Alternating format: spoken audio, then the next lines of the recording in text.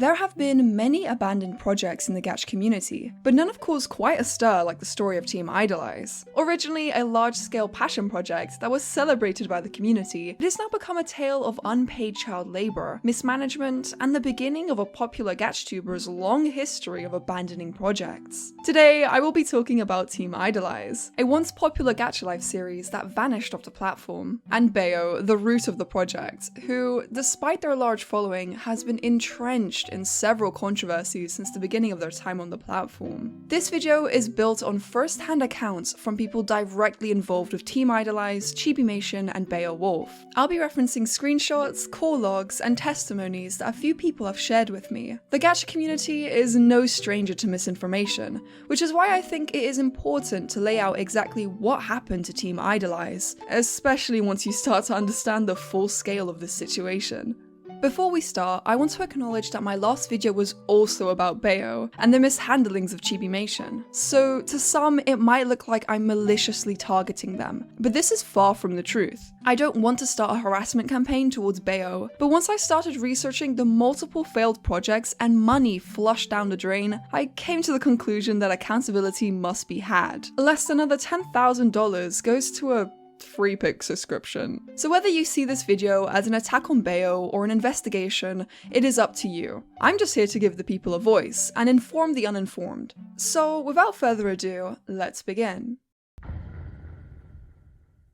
Beowulf uploaded their first video, a tutorial on how you can make your own channel. Much of their videos from then on were similar. Tutorials, skits, just the kind of thing you'd expect from someone messing around in the community. Beo would eventually submit their content to GachaTube, a showcase channel run by Hlueon, the creator of Gacha Life himself, which instantly gave their videos way more exposure than most new creators could ever dream of. On top of that, Beo would participate in many multi-editor projects. If you don't know, these were basically massive collaborations where different creators each edited a part of the same video. They were a huge deal back then, and for Beo, it was a perfect way to network and get noticed. And it set the stage for Beo's first big breakout moment, Gacha in real life. And to this day, it is sitting at over 6 million views. That video cemented Beowulf as not just another creator, but a rising star. Fast forward to March 17th, 2020, and on that day, Beo dropped Androids. From here, we can see the story followed the journey of Alice, an android, and her human, Seth. It wasn't voice acted or animated like their future projects, but over the course of 3 episodes, which wrapped up by March 21st, the series exploded.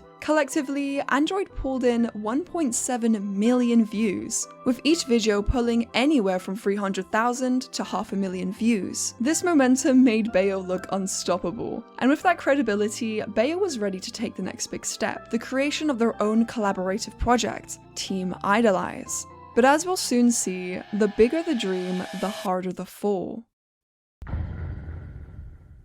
Now, we have to rewind all the way back to December of 2019. Nothing was set in stone yet, there wasn't even a concrete project, but Beo created an Instagram under the name Team IDK and started recruiting. The team slowly started coming together during this time, and eventually Team IDK rebranded into what we know as Team Idolize. The story follows a girl who steps in to replace a famous idol after she mysteriously disappears. Beo was recruiting on a massive scale, bringing in over 100 artists, many of them underage, and moving the entire project into Slack, which is basically like a Discord but marketed as more professional. It was during this period that some of the most important contributors joined.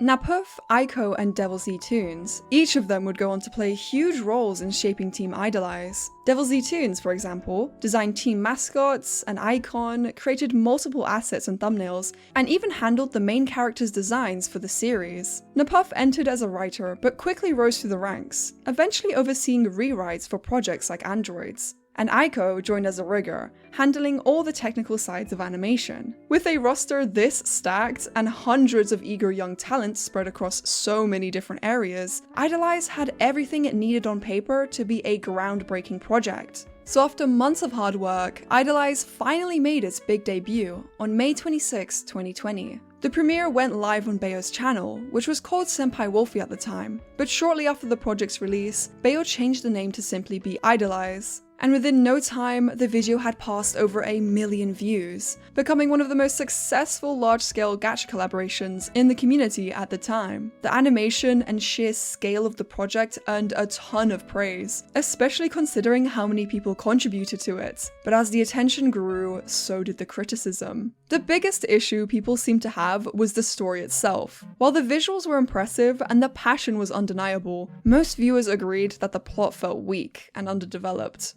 Add that to the already brewing tension behind the scenes, the monetization drama, the messy leadership, the sheer chaos of trying to manage over 100 contributors, and the cracks started to widen fast. In July 2020, the original Idolize video was completely taken down from the channel. Mind you, the video was supposed to be the payment in exposure that all of the hundreds of artists were promised. This wasn't just a handful of voice actors or writers.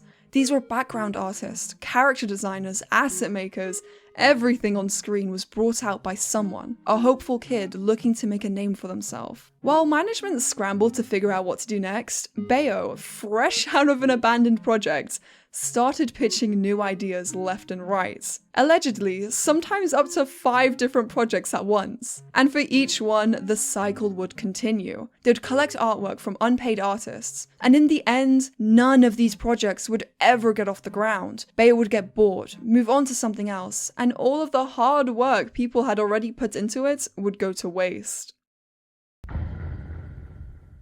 After bouncing around ideas all year, in September 2020, Beowulf decided to revisit their old Android series, this time pitching it as a reboot called Androids V1. The project was tiny compared to Idolize, and, spoiler alert, it never got released. Still, Beo opened applications again, bringing in a wave of fresh artists to replace many who had already left. And by March 2021, Androids got another shot at life, deciding to promote Napuif to lead writer, and let production officially begin. But here's the twist. While the new version of Androids had fresh character designs, a revamped story, and an actual direction, all of it was handled by Napuif. And for the next 6 months, Beo was reportedly completely absent. And as April rolled around, Beo's absence only deepened. A member of the team called Nico Kimi suddenly stepped up and took over as director, after Beowulf announced that they were somewhat retiring. And when I say retiring, I meant that Beo promised that they'd check in once in a while, but they weren't going to actually contribute anything to the project in any meaningful way. That reminds me of something. So now, Androids, the series that started as Beowulf's big dream, was being run entirely by other people, all while Beo slowly drifted out of the picture. You could argue that this was the case for all of their other projects too. Beo simply organized the group, while others did the heavy lifting for them. But whatever the case may be, it has become painfully clear. The only thing Beo is consistent about is abandoning their own projects.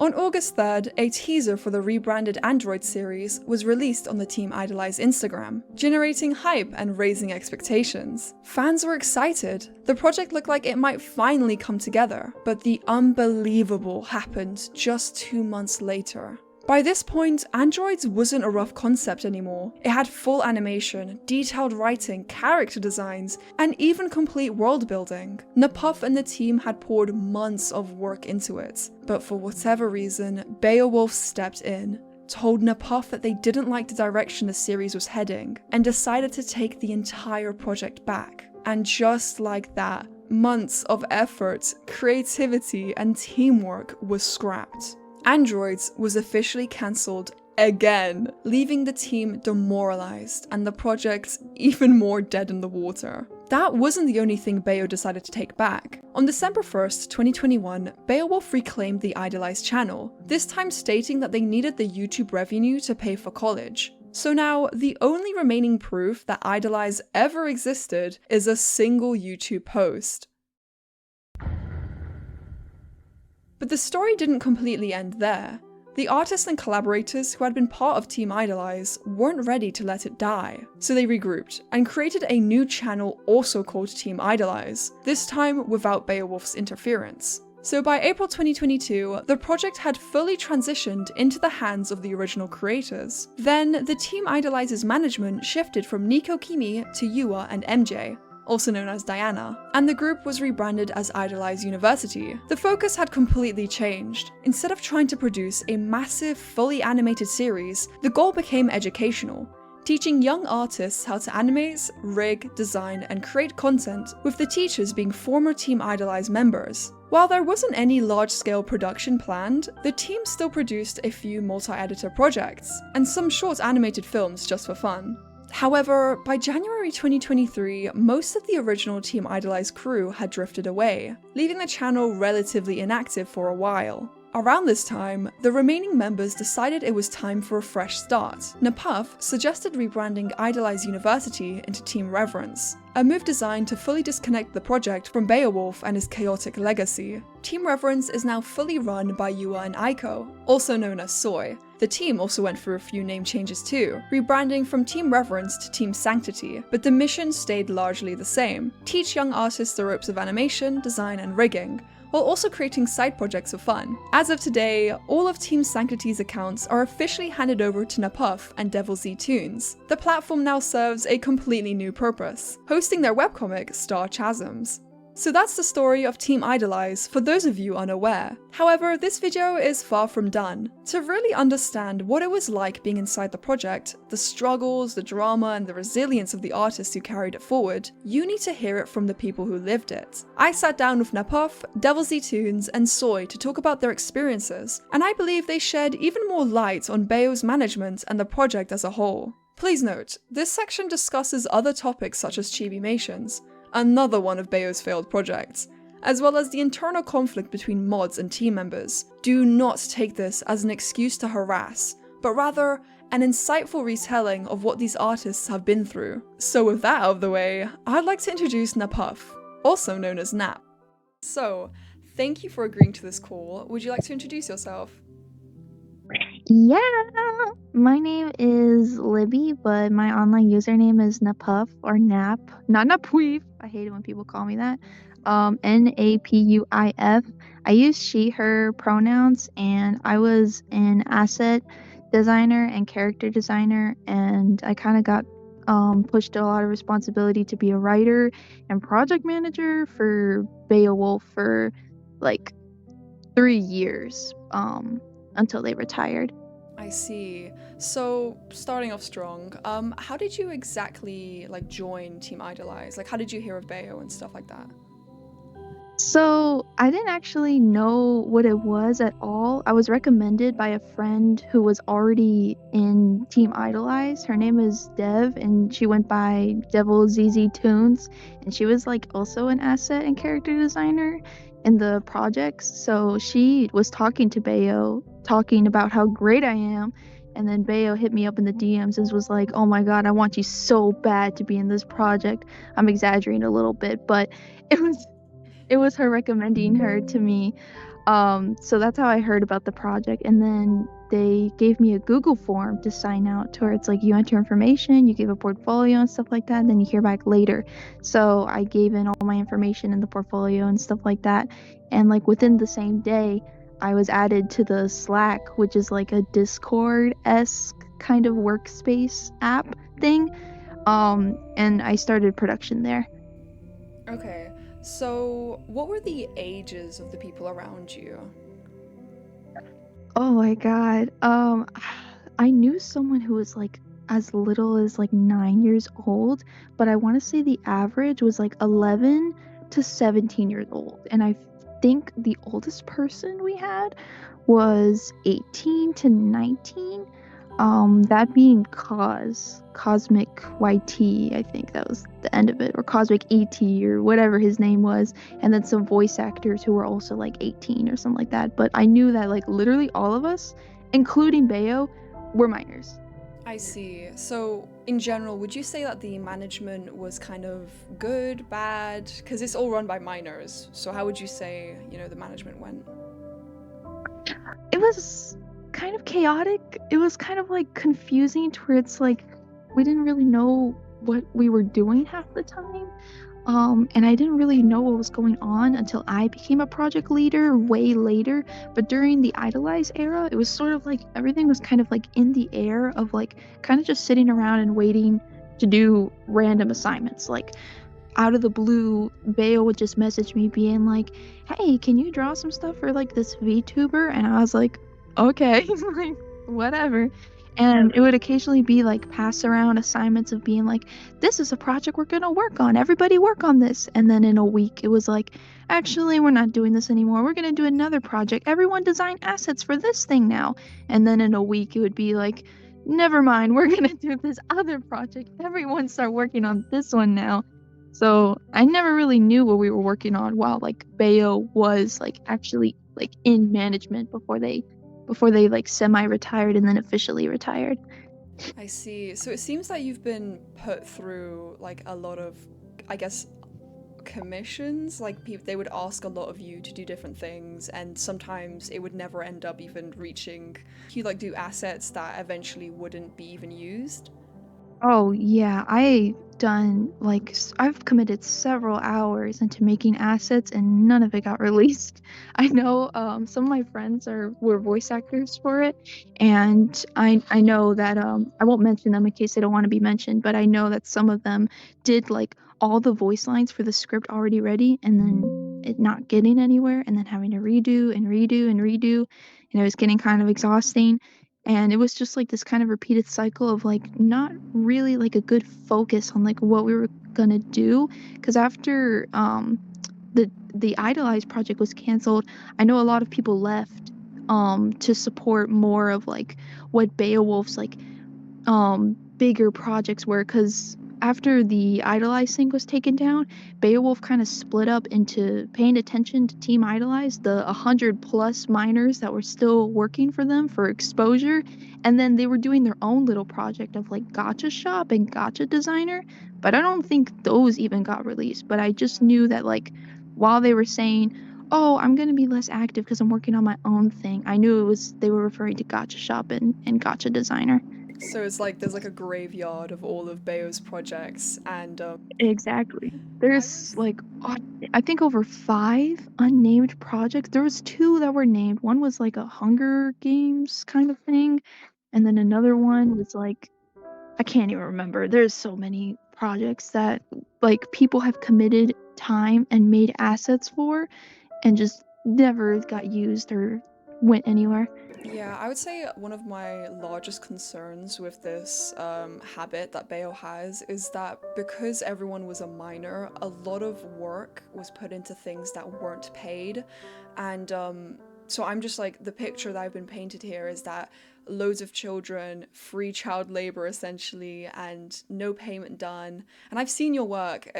You draw amazingly, you know, your partner is amazing at drawing as well, and it's like a shame to see all these assets just being completely flushed down the drain, and especially with the voice actors, because usually voice actors tend to either volunteer or pay by rates, so nobody seems to have any form of compensation during all of these projects, which is quite a shame in my opinion.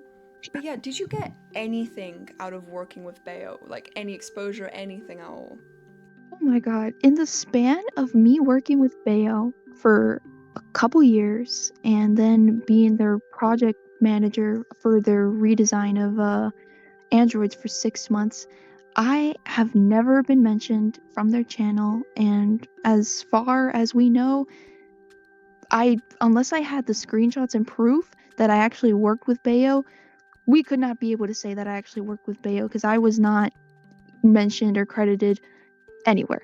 Um, And these were which large kind of sucks. projects. But Yeah. this wasn't just me. This was a lot of other people. And even when the Idolize video was up, I knew there was a little controversy about like some people were missing their credits or some people were given credits for the wrong things. And there's actually another controversy that was on their Instagram that was like Wolfie was being accused of stealing revenue and then not paying any of the artists.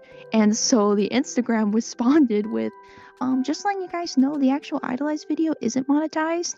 Other videos are monetized that have other people's work in it, but the Idolize video isn't monetized, and exposure is a great payment because it's to 500,000 people, and each of the team members are agreed to it and they consented to it. So it's all fair game here. They said it was okay, and exposure is great payment, you know. It's just wow. Basically just admitting to not Yeah. paying anyone.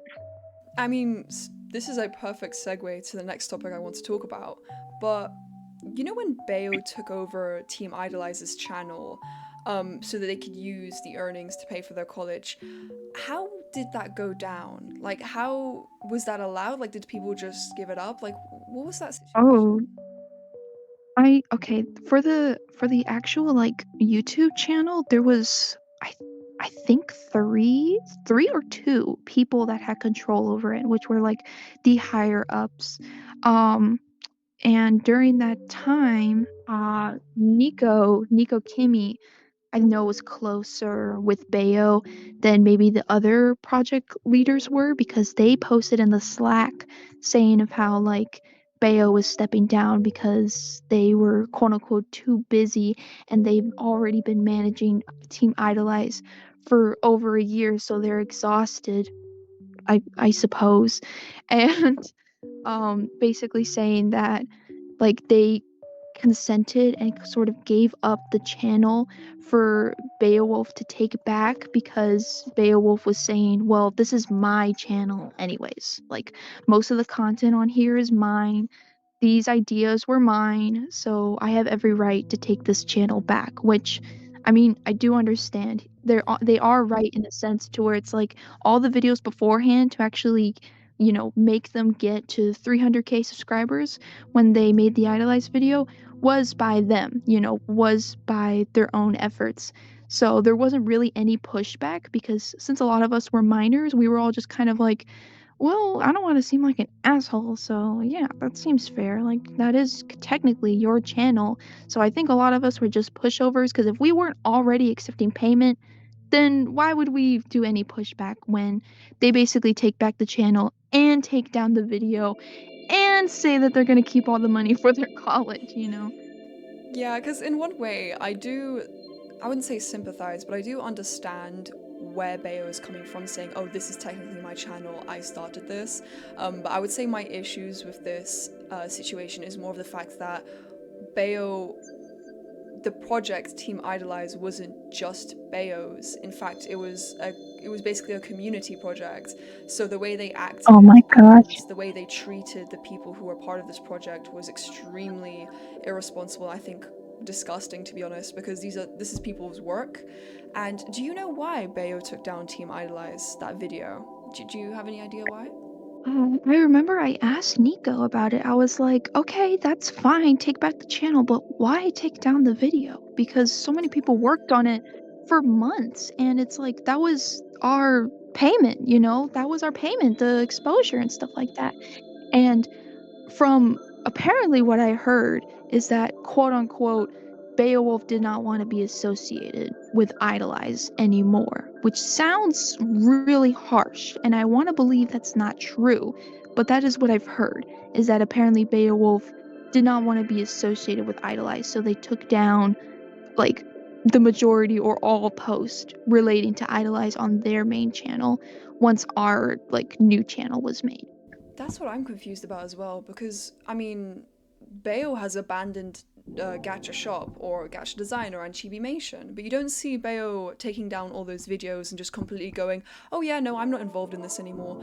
They haven't exactly given a statement, and I don't think they will, because they like to run away, but in general, I think it does a great disservice to all the hours and months of hard work, just as you perfectly said, of people's time, effort, and that was their payment, exposure. And people loved Team Idolize. I've saw videos of people making like fan videos, YouTubers reacting to it. So it just makes me wonder why they would remove such a thing.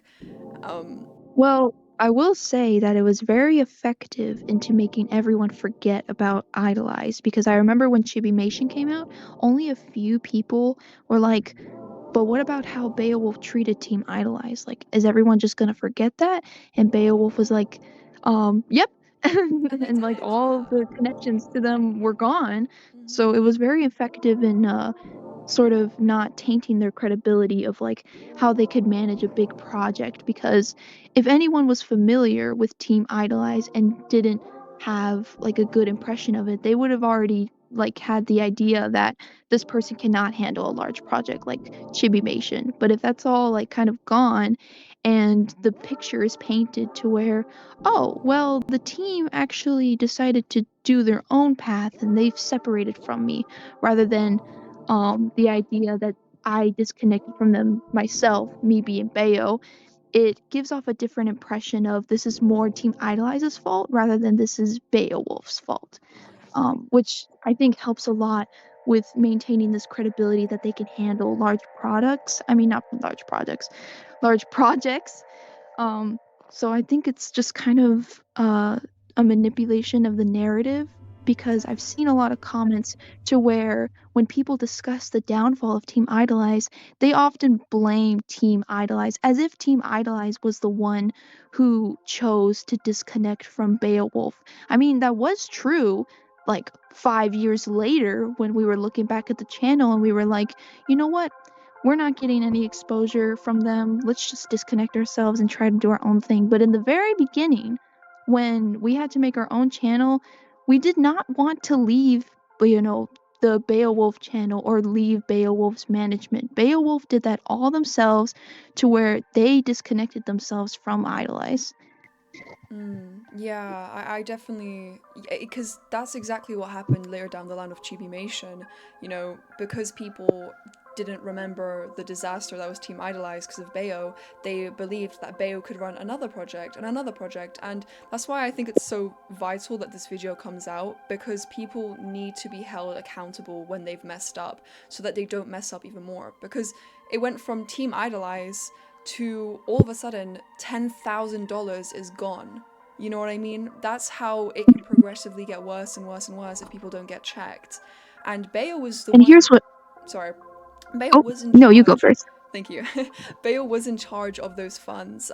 People in my comments section have come to me telling me, oh, by the way, it was mainly Bayo who controlled those funds. We didn't have any say in the payments and stuff like that.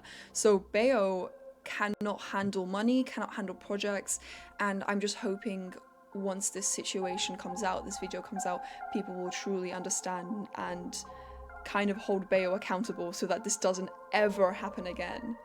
But yes, please continue. Honestly, Honestly, Idolize is just a skeleton in Beowulf's closet, because the exact same thing that is happening with Chibimation right now, of like Beowulf retiring, disconnecting from management, and then they make their like me and Soy have a bingo to where Chibimation's probably gonna make their own channel, and there might be some point to where it's like the controversy gets bad to where Beowulf doesn't want to be associated with Chibimation anymore or support them anymore, and they will be forgotten, just like Team Idolize.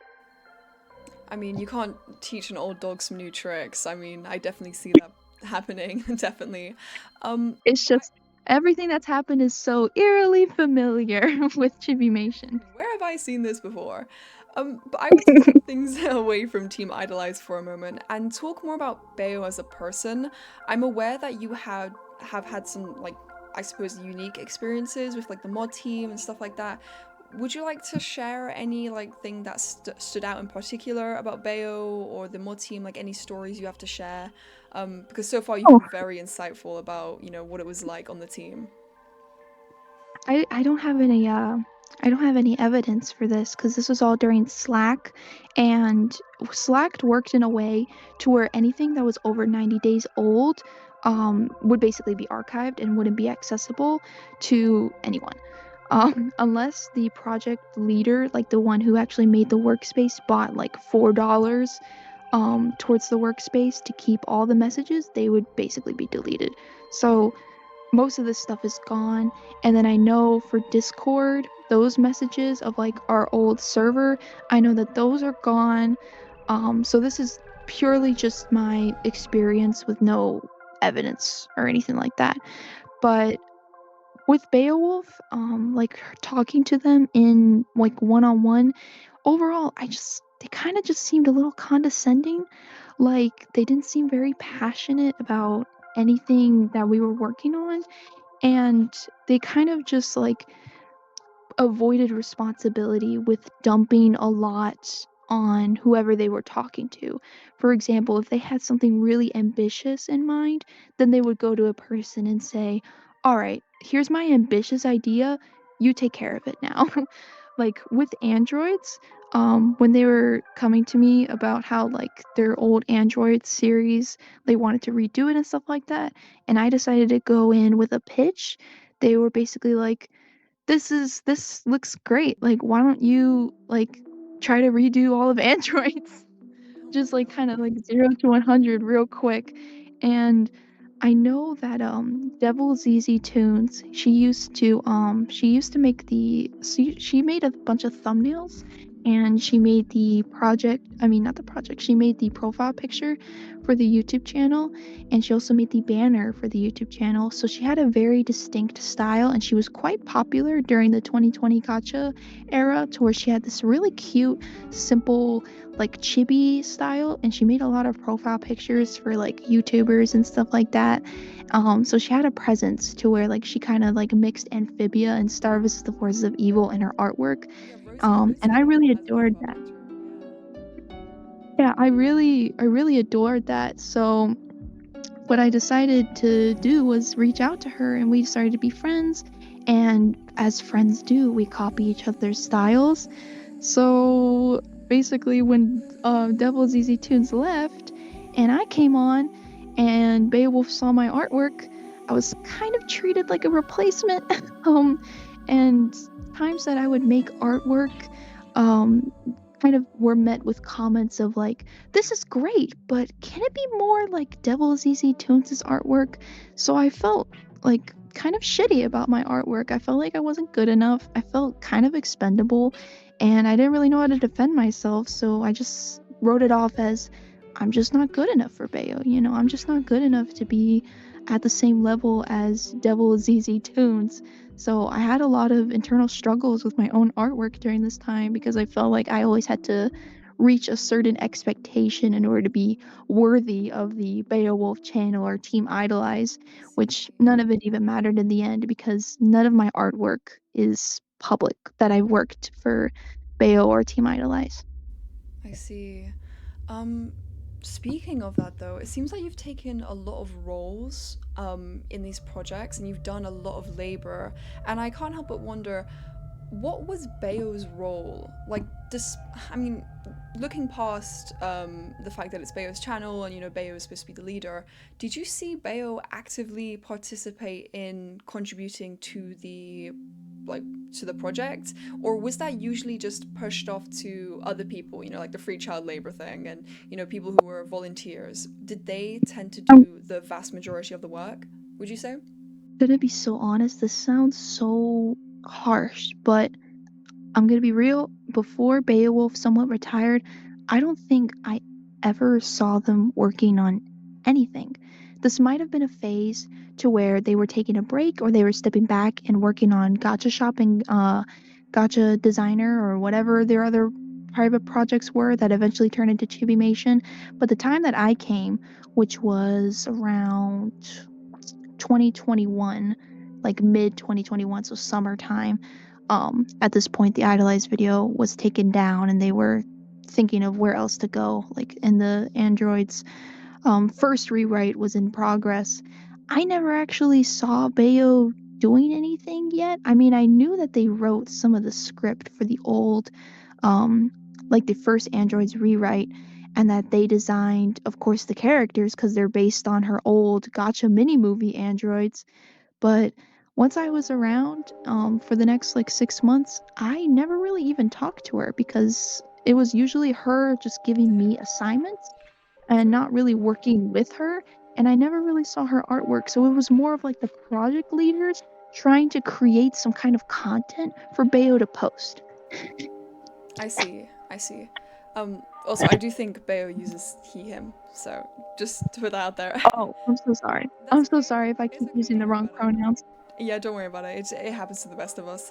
But thank you very much for letting me know about this. It does, because the more I've looked into this, the more I've seen a tale of child labor, unpaid child labor, begin to emerge. And Yeah. you could argue that, okay, well, Bayo was, a minor during this time. I don't know exactly how old Bayo was, because I do believe there is a fundamental difference Ooh, between a 13-year-old and a I do. 16-year-old. How old was Bayo? Bayo, he was 15 in 2020 in the beginning of Idolize. So near 2021, he was around 16, and then he was around 17 when he was like officially not associated with Idolize anymore. And before anyone says, well, how is he going to college? He expressed to us that he was able to skip and he got like extra credits or something to that avail. So he was able to take college early, but he was still like on the older side of most people who were working on Team Idolize, as most people were, 11 to 13. Not a huge age difference whatsoever, but they were around 16 to 17 by the time that I was involved, and I was 14 to 15 at the time. And I do remember being, 16, 17. I mean, my entire YouTube channel, took my 4-year break when I had just turned 15. So I was far, far younger doing projects just like Bayo, Gacha, what was it? YouTuber Academy, sorry. I think I was like roughly 14, 15 while doing that project. So I do want to say give grace to Bayo because they were younger, but his management or lack of presence isn't attributed to his age. I do believe that it's like a fundamental bad habit of Bayo's that does put a lot of other people and projects in jeopardy. Oh yeah. So All the project leaders were way younger than him. They were like, for example, like Soy was younger. I mean, Nico was younger. I think Yua was younger. MJ was younger. Like we were all younger than them, and we took on a lot of responsibility because we were really excited about being able to actually work like as a team in an art related field and be able to post it. Like that's kind of like all of our dreams is like be able to make a project, whether that be a game, an animated series, whatever it may be, because we're artists. Like that's just our passion. So I don't think it's anything to do with age. I definitely agree with that. Um, but but if you have any final thoughts you would wish to share, please let me know. Like anything regarding Bayo or more specifically how Team Idolize is now, because I believe you're in charge of like the kind of remains of Team Idolize, but just kind of changed into a different project. Would you like to go more into that? Oh yeah. So be- before everyone asks, where are they now? um, where are they now is they're with me. I own everything. So back in 2024, around the summertime, I had been working on my own personal project, my own comic, for a couple years, while I was working on Idolize. And by the time that I like left Idolize, because I was just like, F this isn't going anywhere, and I'm just draining my energy. While I came back, because I was still friends with Soy, aka Aiko, and Yua and MJ and all those managers, because of how I became a project manager for redesigning Android's version 2 basically on my own. And I came back and I just messaged Aiko and I was like, can I just have everything? Can I have like the channel back? And can I have the Discord server of like 600 people? Can I just have the passwords to everything? And so I literally was like, go ahead, knock yourself out. And gave me everything to log into. And once I did, I was like, nice. I'm gonna post my webcomic here because me and a couple friends have been working on it. So it's literally just turned into my own webcomic passion or me and my girlfriend's webcomic project. It's sort of like for an older audience, so not really towards like the younger gotcha audience anymore. It's like I would recommend being like 14 or older to actually read it because there's some graphic narratives in it, like gore and violence and stuff like that, and mental health depictions. But after everything was redesigned over and over and over again and rebranded on Team Idolize after just a couple years of the constant rebranding, I imagine that Soy got a bit fatigued. being like working with Team Idolize, as most of the people went from 100 plus people to like 12 people. So at that point, it was like, this is a dead horse. You can have it. So now I have the corpse, and I'm hoping to perform some necromancy, um, and get it back up again. So I've been working with like literally 5 other friends, and some voice actor friends to make like a comic and a comic dub. It's good to know that Team Idolize's like past channel and people who used to work at it still have something to work on, because it is a real shame to hear that Team Idolize was just basically blitzed off the face of the universe by Bayo. But yeah, so it's lovely to hear from you and your project. Any final words for the call?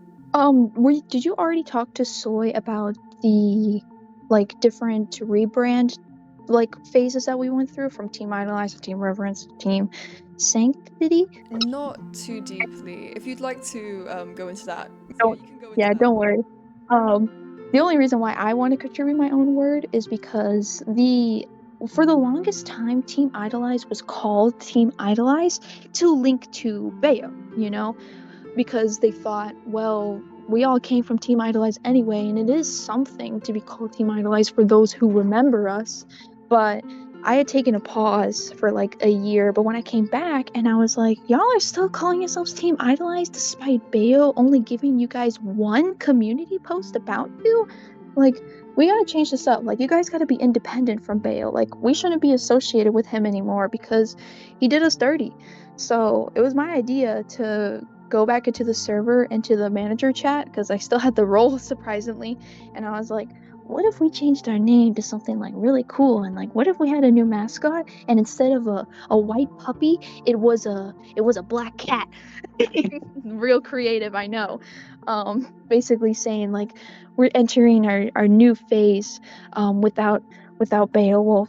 What I like to envision it as is like Bun Bun was like the white puppy mascot. He was like us, like Team Idolized as a child, like just starting to get up, just growing, just developing. Then Team Reverence was like this teenager phase of like That's a a good slightly analogy. older mascot. Yeah. And now I guess we're adults, to where instead of having a mascot in general, we have a project to represent us. That does make a lot of sense, and hopefully people can find more ease in understanding the timeline. The video that I will be uploading will definitely have the timeline put out there, but it's good to hear from word of mouth of exactly Yeah. how it went through. But yes, is there anything else you'd like to talk about? Nope, I basically said all my tea. I'm Dev, and I had a gacha account known as Devilzzoon in 2019 and 2021. My page pretty much consisted of like drawings, like drawing fan art to big creators at the time, and that's how I pretty much gained followers and Bayo's attention, which led to me working with him on Team Idolize. I used to work on assets and thumbnails and brainstormed ideas with him, and I character designed some of the characters at one point. I even made like a logo and a banner for his YouTube channel. Um, about my experience with him, I wouldn't consider my experience with Bayo to be as bad. Like, it's not perfect, but the assets I made were never used, which felt like a waste of time and a bit disappointing. At the time, I remember being part of Bayo's project because I thought it was fun. I wasn't in it to gain like any revenue or money. I just wanted to get exposure out of it. And I was satisfied for the most part. I definitely see how I've seen how frustrated everyone else was, and how he handled projects and the drama surrounding him, which definitely and gradually made me less in touch with him. At some point, he made everyone download an app called Slack, which was like another version of Discord. I haven't like been active on it at all, and I honestly, okay, I feel really bad for the others because they definitely deserve more than just exposure, but on my terms with Bayo at the time, I was only in it for exposure, and I definitely got it. No, I definitely got it. I got what I wanted from him. At the time, I used to work on thumbnails, and I was credited in all of the videos that he used my artwork in, and it gave me like boost. It gave boosted my channel, my YouTube channel, and it definitely gave me enough exposure to talk to big creators. Like I remember Rosie Closey. Yeah, I think that's her name, Rosie Closey. It helped me. She commissioned me at one point, and I helped with that. That's all I can remember, though. I definitely do feel like it was like such a shame and like a big waste that he deleted everything off. I feel like that was just really like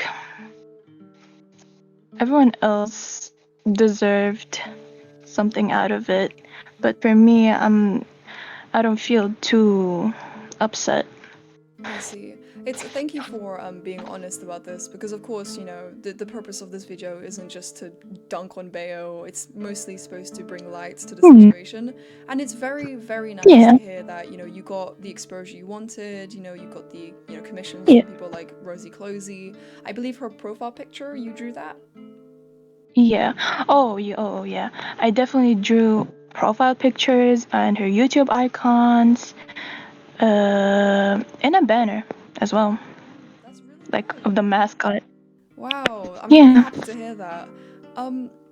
But do you have any, I'll say, because it seems that you had a good experience, which I'm very glad to hear, would you say you have anything to say regarding the situation?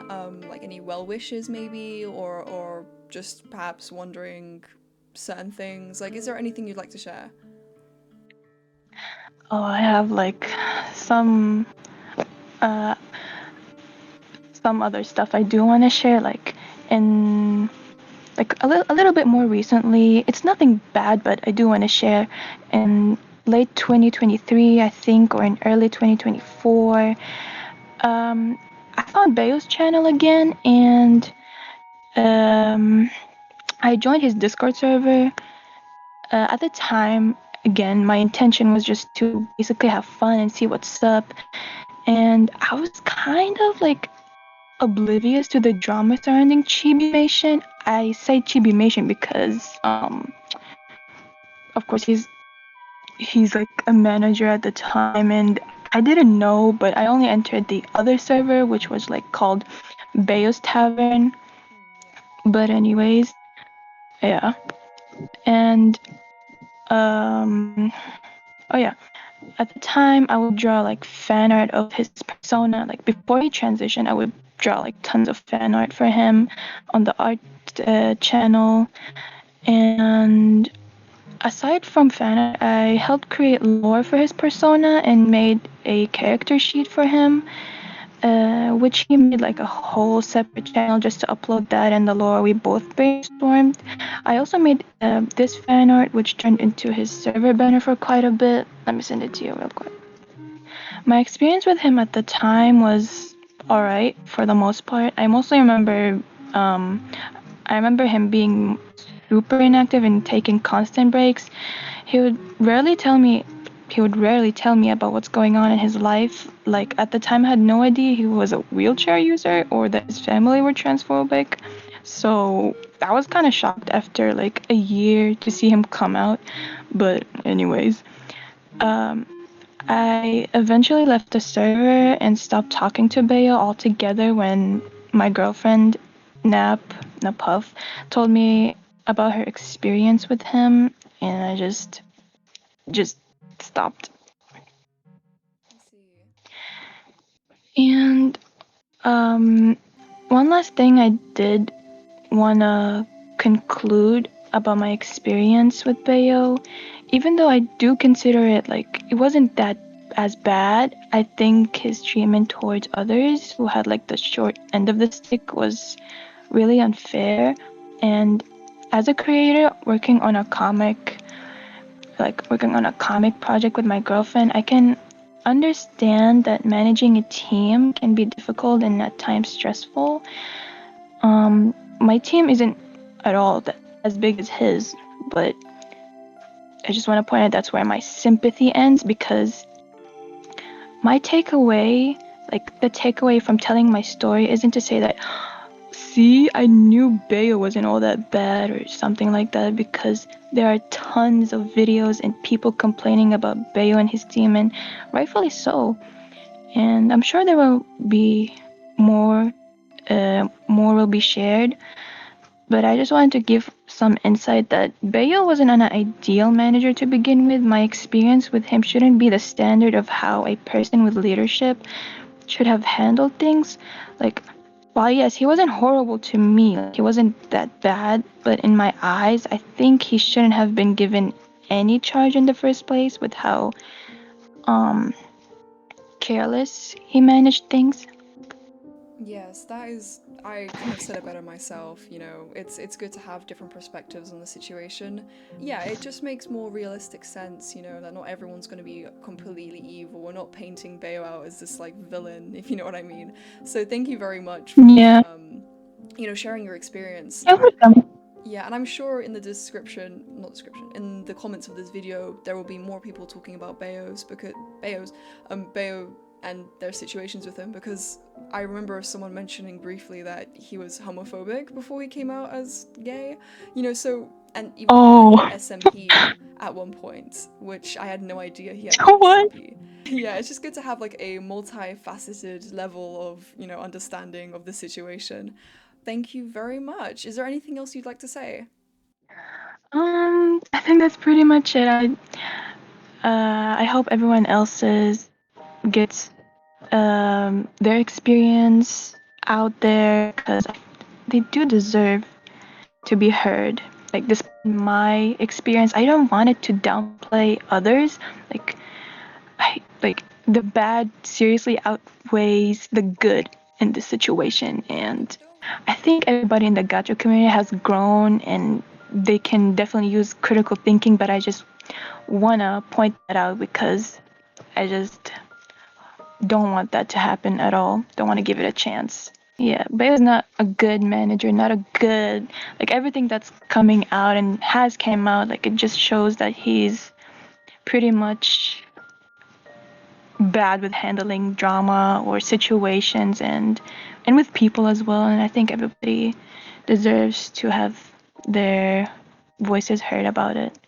But yeah, that's all. Mostly just to be on the safer side, because if we don't have situations like this come out, then more and more things can happen, like with Chibimation.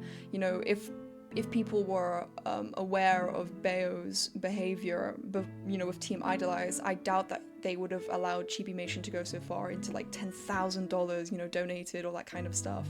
So, this video is more kind of dissection on why Bayo should never be another manager ever again. But yeah, so Soy, thank you for agreeing to join this call. You have a very long history with Bayo and the projects they've ran. Yeah, so considering that you have a very long history, I feel like hearing from you and your experiences can really bring light to this situation. So, to start off simple, how did you first get involved with Bayo and his projects? I actually started in Team Idolize. I think I was 13 or 14. We actually started off in like Slack because he wanted to seem like more professional or something. But what enticed you to work for Bayo? Like, was it something they offered, or were you just an eager fan? Because everyone was talking about it, and I've seen it. I actually started off in like Instagram, Gacha Instagram, not YouTube. Oh my god. And I see the post everywhere, and I watched Androids, and I'm like, oh my god, this is such a cool thing. Everyone's doing cool stuff, and like, oh my god, I know Live 2D. I want to join, and then I want to, and I applied, and then I got in.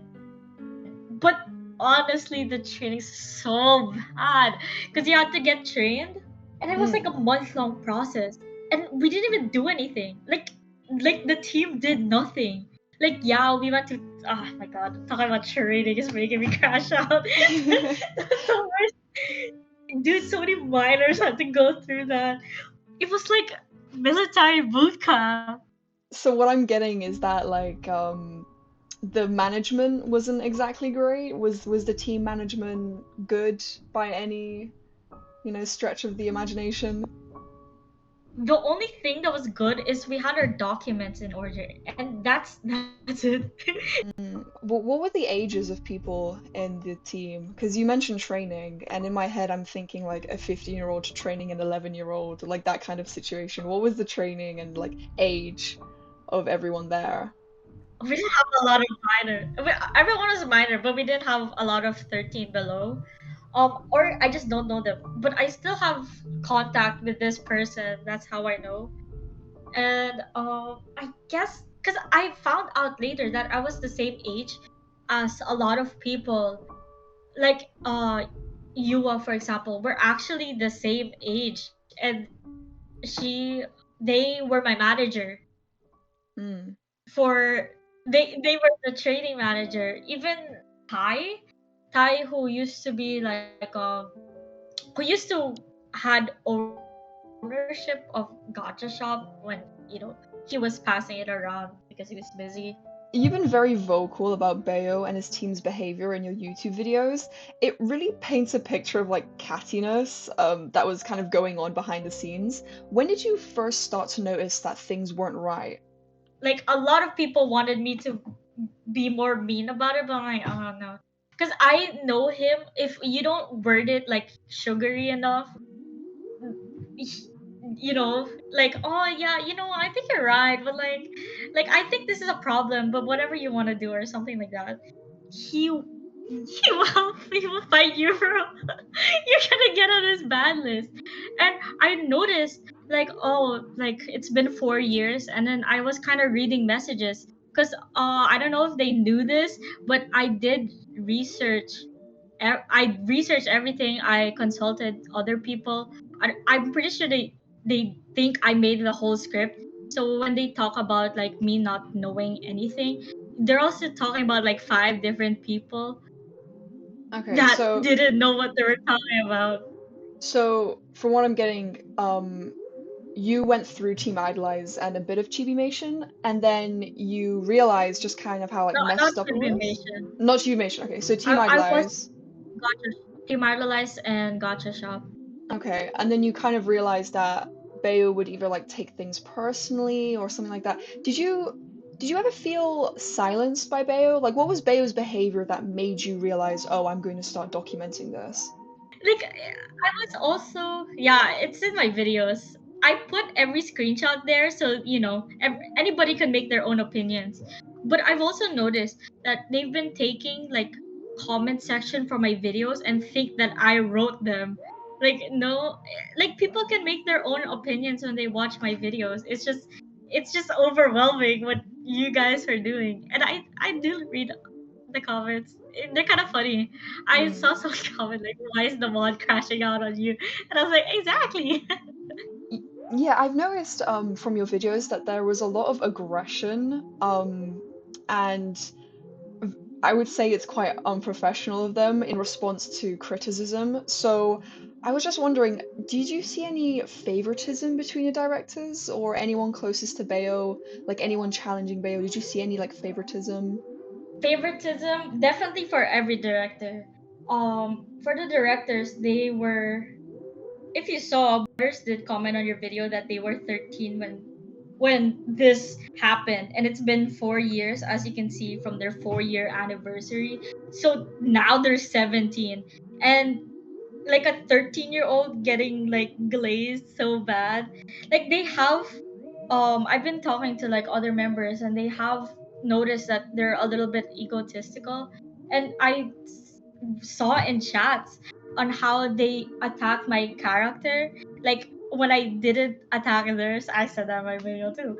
Like I never attacked their character. I even said like, oh, you know what? I wish the team like the best. But then I guess they wish me the worst because I made those videos. Because it's not that hard to talk to me. It's just if you keep going on about misinformation, Are you saying my whole video is misinformation? If so, like give me screenshots and stuff like that. Like I did tell one of the directors, I was like, oh my god, if I deserve an apology from this team. And the team members, one team member actually brought it up because someone's been sending me screenshots, but one team member's like, oh, should we like apologize to Soy? Like, God bless that soul. But a director or like someone higher up, like communication higher up, was like, oh my god, Soy should be the one to apologize to us. Yeah, because you were Oh bringing my up god. valid concerns. You never really came off as like attacking them personally. You always seemed concerned about the project. So I don't know why they took it very personally. I think you are owed an apology. But speaking of that I though, don't think I'll get it. yeah, you're probably not gonna get one, I'm gonna be honest with you. Um, but uh, could you tell me some of your concerns as a game developer for like Chibimation though? Because we did briefly touch on Team Idolize, but Chibimation is kind of like the new abandoned project of Bayo. Like this is Bayo's new like failed thing. So could you tell me like, because you're a game developer, what are your honest opinions about how this game is gonna like turn out or just be ran and stuff like that? Like what are your thoughts? Um, I have a lot of thoughts. Um, First of all, they have 8 directors. I feel like that's a case of like too many cooks in the kitchen. Mm. Like I feel like because there's a reason, like in game dev, there's like a project manager. Like they make everything cohesive. But like each director does like different things. So how are they gonna have that cohesiveness, And there are 5 directors too. 2 of those directors, those 8 directors, are actually high schoolers. Chibi High, I don't know what Chibi High is gonna do. Because Roblox is such, like, okay, they started it before Roblox. Okay, let's say Roblox is in its prime without all this, like, gamer stuff. Yeah, without all like the I don't, safety issues and all that aside. Yeah. yeah, it's still, it's still not gonna work out. Because Roblox, like, how are you so sure that that your game is gonna take off, right? There's 50,000 people in the server, but not all 50,000 people are active. Also, not all of them will play Roblox, and some like the and even in the old state of Roblox, I didn't see it making enough money, like more than $10,000. Yeah, I've seen some people That mention how like they're going up against other gacha games like Gacha Online, I think, like games that have an actual yeah, following. And they have similar like a similar idea to Chibi High with like the customization. Granted, it's not a school, but still, I do agree that Chibi High may be a bit of a misstep, but in general, I just don't think as well with the 5 or 8 directors things. It just feels like everyone wants to be involved, but no one's actually kind of grabbing the project by the hair, and actually directing it properly. Because if everyone has a say, nobody really has a say from experience. You know what I mean? Because everyone's like, you have to run if you want to do because one someone big thing. is bound. Yeah, because someone is Mm, bound to get like you know disregarded. That's why there are different roles. Like there's always gonna be a project manager. Yeah, okay, you can have like code directors or whatever, but they're mostly like managers and stuff like that. And there is favoritism. Actually, I've talked to one of the Chibimation, and their tech for artists isn't tech for every artist, because someone want like the limit was like $30, but someone did receive like a $200 drawing tablet that they didn't even need. They just wanted it. And I like don't get that. someone wanted like gloves, like drawing gloves, and they never got it.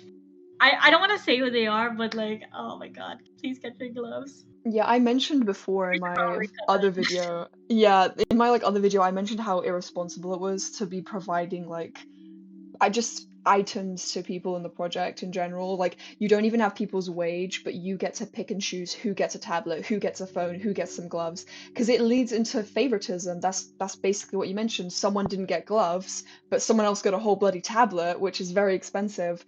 But also, were you there when Bayo took ownership of the Team Idolize channel, or is that more of like Nap's kind of, domain to talk about? Nap actually wasn't. I think they were there, but I have context because when it happened, it was so sudden. Like verbatim, they were like, "Oh, guys, I'm gonna take back like the channel for college type shit," and then that's it. They just dipped and then left it all on Nico Kimi. They recently quit. Unlucky. A lot of managers actually, like big managers, actually quit. I think we're reaching the end of the call though, because I've got a lot of information. Thank you very much. But before we end, is there any other like final thoughts you wish to share, or things you want the community to know in particular? Just any final thoughts, basically. This is towards a tribulation team. Like I low-key took the brunt of the everything, and I was so mad about it because imagine like the only time they really did something is when it started affecting them. W- like I'm so happy for Fo because we were talking before that, and I felt so bad with what happened to them, and it's only when Fo released a statement where it did happen, which I'm good. I'm happy it happened, and I was able to help them, Could but you go they into only started. detail, like with what happened with Foe? Could you go into details with that? So with Fo or Posea, I don't know how to pronounce her name. I'm so I've seen sorry, their but document, yes, yeah, but you can yeah, explain more if you'd like.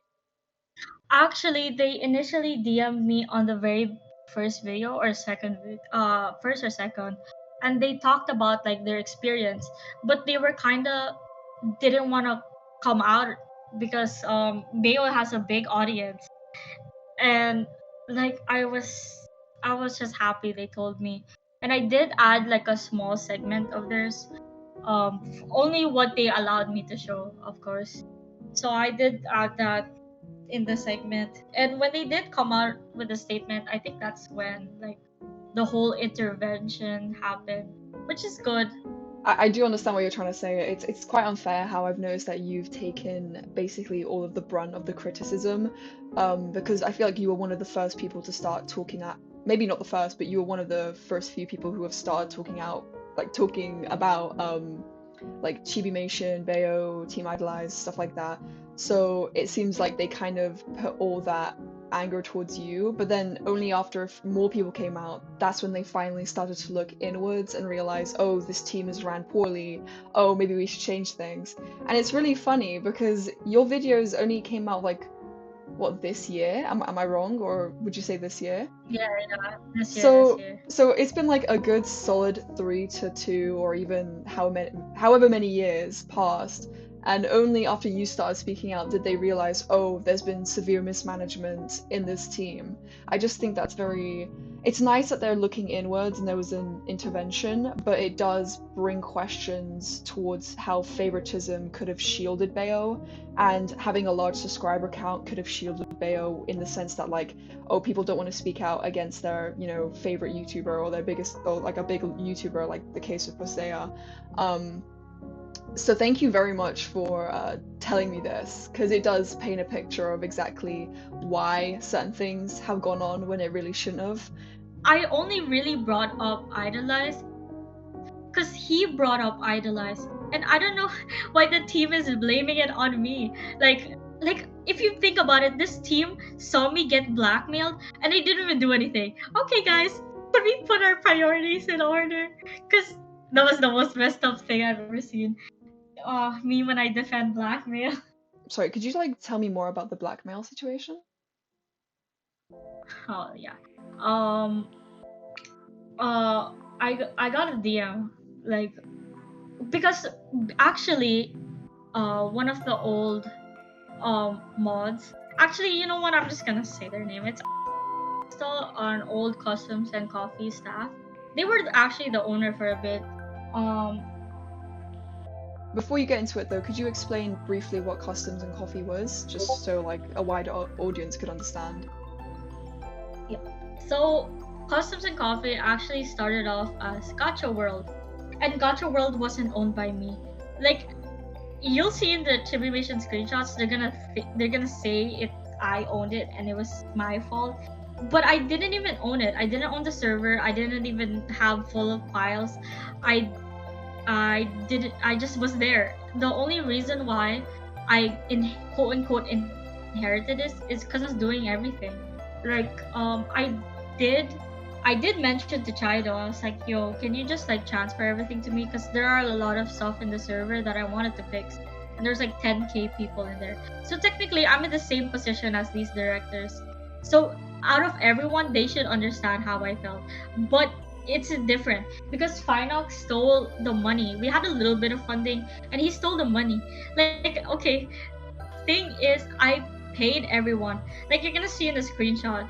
Like, okay, add screenshot of like saying, oh, didn't she only pay like 5 people and $3? If I kept payment proof in customs because I wanted them to see, you know, I didn't want to hide it. I paid 19 people $5 each, and it all came from a 16-year-old.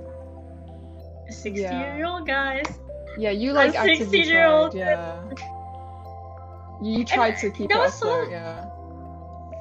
You're gonna see on another screenshot they were talking about like, oh, like why, like comparing a mod to a full-fledged game, like it's comparing a sandcastle to like something. You'll just read it there.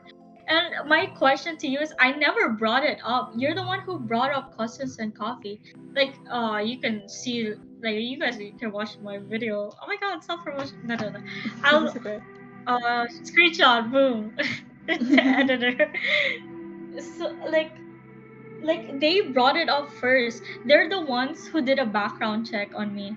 So you were blackmailed because you originally ran Customs and Coffee, which was a project that fell apart because someone ran off of the money, and even though there were obviously Not the some world. management concerns, you know, but like you were 16 and, you know, it was basically just kind of like a failed project.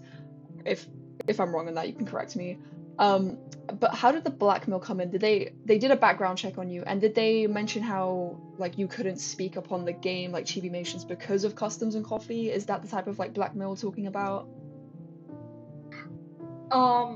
Actually, Beo was like, oh, if you don't take down the video, we're gonna out you as like Aiko and all your projects, because Aiko was actually like pretty higher up. I guess they didn't have a good experience with me. Talking about them, they like, you outed me as this, you know, talked badly about me. Like, okay, talk badly about Soy, whatever, but they attacked like a lot of my character and stuff like that, which was, I don't know. I never really like. Yeah, I had strong feelings about Bayo, but I didn't mention it. I didn't make. I tried not to show it in my videos. Maybe in my tone, but it was so like reading the chats. Like, look, it was kind of like the environment in customs. Sorry, Chibimation was so bad. Like, that's why I think if they don't get their act together, I don't see it really going far. Like, maybe like as they said, once Chibimation comes out, these videos will age like spoiled milk. But right now, it's aging like fine wine. Yeah, I'm not gonna lie, it's aging really well. um, but yeah, thank you so much for this call. This is a very insightful call. Is there anything you'd like to promote before we stop, or anything else you want to say? And if you guys didn't know, Customs Economy actually came back as a game. We have our prototype. Okay, Ah, just join the server. congrats! All right, I'll link the server in the description below so everyone can join if they want to. Yeah, that's it. Thanks for Right. having me.